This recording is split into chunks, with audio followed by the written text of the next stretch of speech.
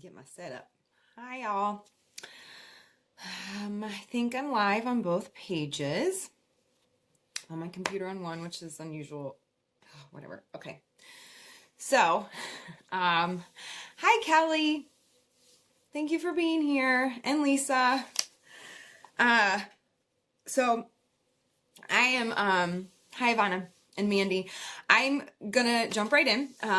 This is not the topic that I had planned to talk about.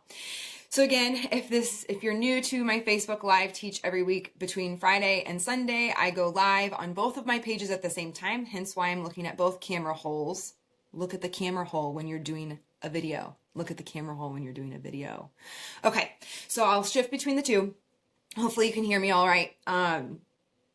So every week I go live on my Facebook page. I also upload it to my YouTube channel because I'm growing my YouTube channel. Please subscribe. I'll put the link in the comments. We need subscribers over there on YouTube. So this is not what I wanted to talk about. I still don't want to talk about it. But when you wake up and it's the first thing that you think about, and then you spend some time, hi Nicole. I messaged Michelle and I was like, I'm going to spend some time in the Word and prayer, and really, I think I'm supposed to talk about Florida and the shooting, and I don't want to because I am the least political person ever, and I'm married to a fairly political person or a family. I'm a counselor. I see both sides of almost every issue. It's a really hard way to live some days, but so I spent some time in prayer, and of course I'm supposed to, hi Jessica, talk about this. So, sometimes you have to be obedient, right? And, so I'm going to be obedient, and I'm going to talk about something as my heart is racing and I have tears in my throat, and I'm super, super scared of what this could lead to or mean or whatever else, but I'm going to go for it. So, the reason I knew I had to talk about, another school shooting is because last night I had multiple of my friends reach out to me.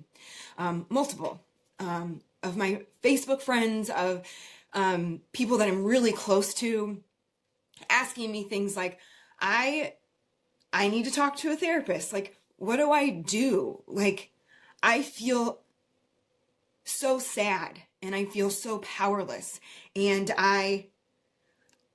my life is moving on, and why do I want to post about something funny my kid did today, or I post about my Plexus business, or when 17 kids just died and their families are forever changed, when I feel so powerless. And then I had one friend ask me, she goes, I want to know, what is your opinion on mental health and gun control?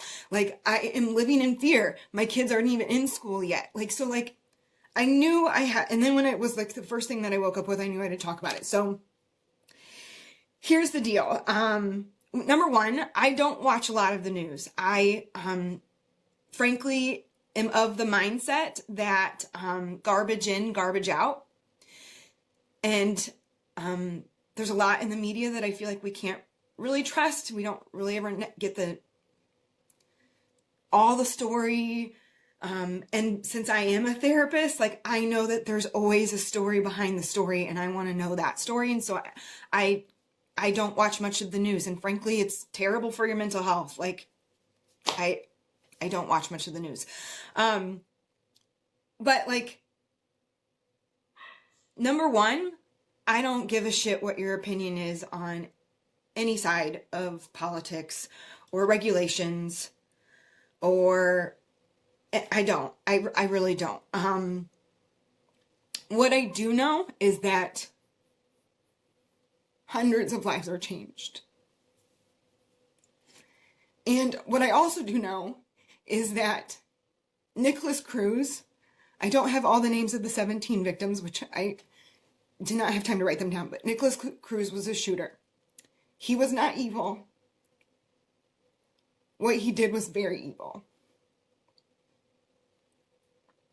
He was very mentally ill, and he and those 17 students and hundreds of lives that were changed that day are a casualty of the systems that we have everywhere. Systems of mental health care, systems of laws, and I don't even know gun control laws. I don't really care about that, but like Nicholas Cruz fell through the cracks. He had lost both of his parents. Services were called on him multiple times, and he was still able to get a gun. I don't know how that happens. So what I do know is that hundreds of lives were changed that day. What I do know is that he is not evil. He was really, really sick, and he was a casualty of many, many, many systems. So I don't know what the solution is. I would like to think that people in power can help find a solution.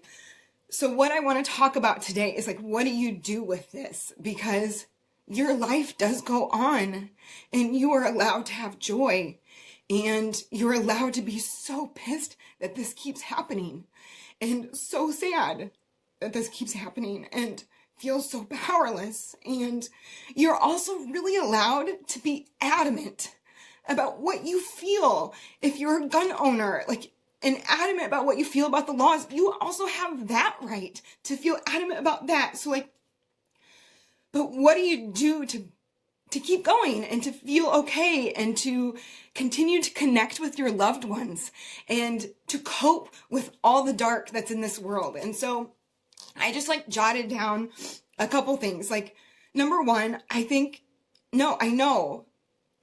What would it be like for you to have a conversation with someone in person, not behind your screens?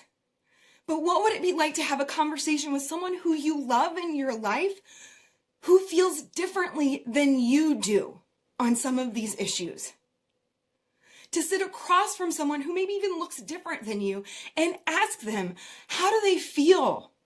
And how come they feel that way? To sit across from someone to actually listen to their thoughts and feelings and opinions on an issue without preparing your argument or what you're going to say back to convince them of why they're wrong. And rather to sit across from one another and have a conversation and be curious. To be curious about how come you feel this way about this issue. And can I share with you how come I feel this way? What if we had the courage to sit across from someone and talk with them about how come they feel that way? Not why. That's a whole other teach. Don't say, why do you feel that way? And I will admit, like, I am not perfect at this at all. Chad and I struggle to have some of these conversations because obviously I feel a lot. I'm super sensitive, and neither one of us has the answers. But for us to be able to have that conversation and talk about how come you feel that way? Like, what evidence do we have? Like, what have you read? What's the research on that? What is the article that you read? Not just the headline that you read. I totally do that. I'm a headline reader, and Chad challenges me on that all the time. Like, did you click on the article and actually read it? So I took notes today. I don't usually need to, but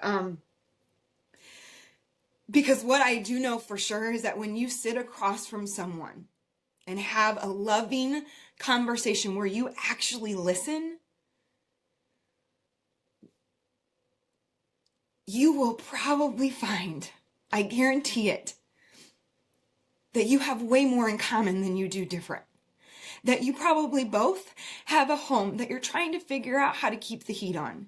That you both have aging parents that you're worried about. That you may both have children that you don't know what to tell them when it comes to this shitty, dark world.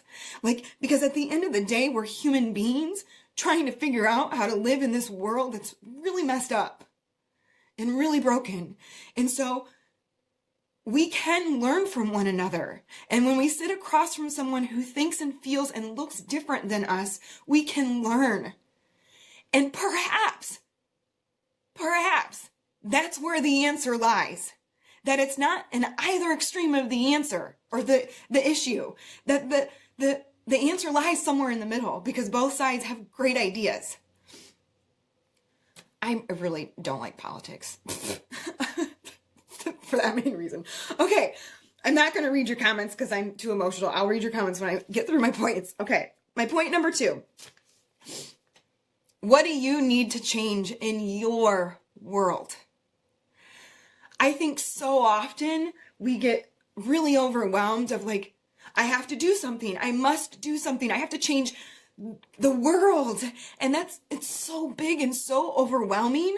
Like, what if instead you asked yourself, what can I change and what am I willing to change today in my world? The conversations that I'm willing to have with the people that I love. Like, what stand do I need to take? What articles do I need to read? Who do I need to reach out to and let them know about my voice and that this matters to me? But like, what change do you need to make in your world, like your small world? Because when we make small changes in our world, that's when the big changes will happen.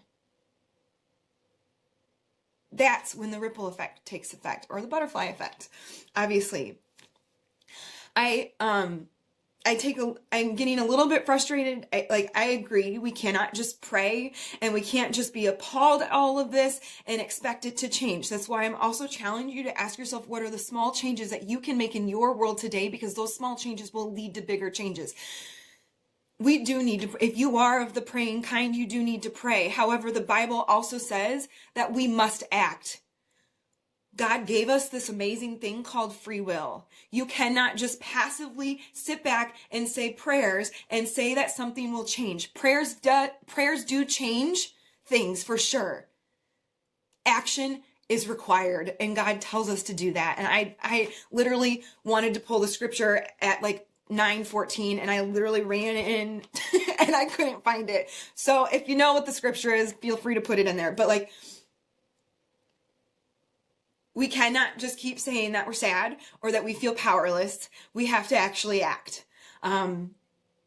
Because we are never powerless. Stuck is a choice. You are never ever stuck in your life.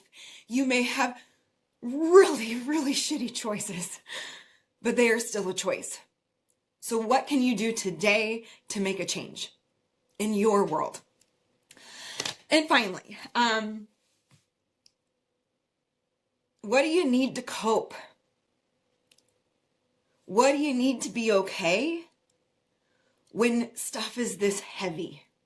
And also, if you are one of those people that you have no idea what the F I'm talking about because your life is so overwhelming right now and you have so much on your plate that you just don't have any capacity to think about what else is happening in this world, you must give yourself permission that that's okay. It's okay. Life is really difficult and really beautiful. And we must cope. So is it like really simple things like you are not watching the news or social media right before bed and first thing in the morning? Garbage in, garbage out. Like, it's really not conducive to being present and joyful and still in our lives to start and end our days with the media and with social media. Like, especially when things are really difficult right now and people are so amped up for good reason. But what do you need to do to cope? You also need to give yourself permission and grab your brave to speak your truth and speak your feelings. Whether or not that is on social media, which, I mean, you all know that I love vulnerability and transparency on social media, but you also need to make sure that you are practicing what comes after that, because it's social media, which means it's public. And I mean, not all of those people are in your arena, which we talked about. I don't know if that was last week or whatever, but speak your feelings. Talk to your loved ones. Talk to the people that are in the arena with you. Be honest with them about how you're feeling. Most of all, we must give ourselves permission to feel it all. I am very, very sad and angry at the same time. And I don't know what to do. And then if I'm not careful, I can really easily judge that and get frustrated with myself. And that's not helpful either. So like, cope Give yourself permission to feel your feelings, to feel all of them. You must speak them. You must cope with them effectively.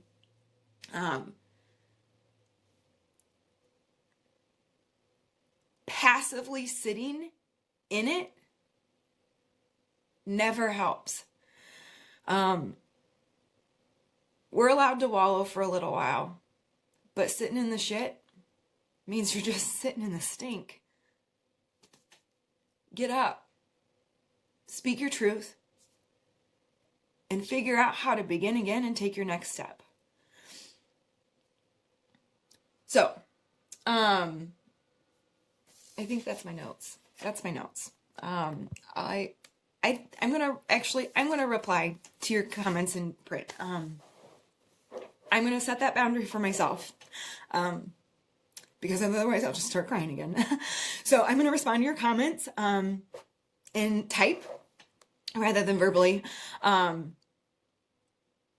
So to summarize, are you gonna be brave enough to sit across from someone who feels differently than you and to have a true conversation?